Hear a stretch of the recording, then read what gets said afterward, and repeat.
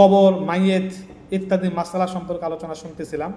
কবর স্থানান্তর করা শরীয়তসম্মত কারণ, যেমন নদী ভাঙ্গনের কারণে লাশ বের হয়ে পড়লে কিংবা অন্যের জমিতে জোরপূর্বক দাফন করলে ইত্যাদি ছাড়া লাশ বা কবর স্থানান্তরিত করা জায়েজ নেই। শরীয়তসম্মত ওজরে কবর স্থানান্তরিত করা যাবে, তাছাড়া এমনিতেই করা, শখ করে করা বা কবর বড় বানানো ইত্যাদি করার জন্য করা উচিত নয়। এবার আসেন কবর জিয়ারত।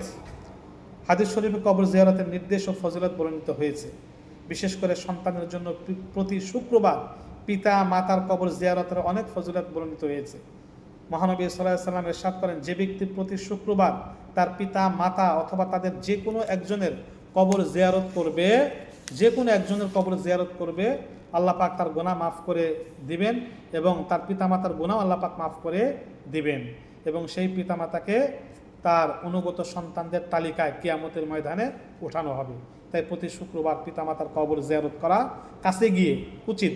কাছে না থাকলে দূর থেকে আমরা কবর জিয়ারত করব, সওয়াব রেসানি করব। সুতরাং সম্ভব হলে এটা করবেন।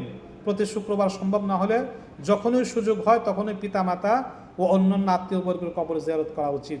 এতে আখিরাতের কথা স্মরণ হয়, পরকালের প্রস্তুতি গ্রহণ করা যায়, কবরে মাইয়েতকে দাফন করার পরও কবর জিয়ারত করা যায় এবং একাকী সম্মিলিতভাবে দোয়া করা যায়, একাকী দোয়া করা যায়, সম্মিলিতভাবেও দোয়া করা যায় বা কবর জিয়ারত করা যায়। জিয়ারতের সময় সম্ভব হলে কবরের দক্ষিণ পশ্চিম কোণে মাইয়েতের চেহারামুখী হয়ে দাঁড়াবে।